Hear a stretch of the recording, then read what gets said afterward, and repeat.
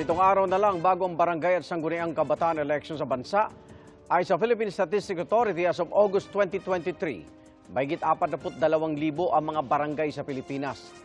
Sa bawat isa rito may isang punong barangay o barangay captain at 7 kagawad, isang SK chairperson at 7 SK members.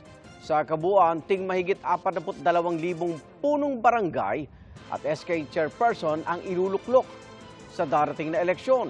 Halos 300,000 naman ang iluluklok bilang barangay kagawad at ganun din ang bilang ng mga SK member.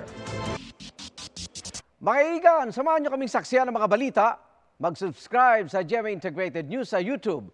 Para sa mga kapuso abroad, samahan nyo kami sa GMA Pinoy TV at sa www.gmanews.tv.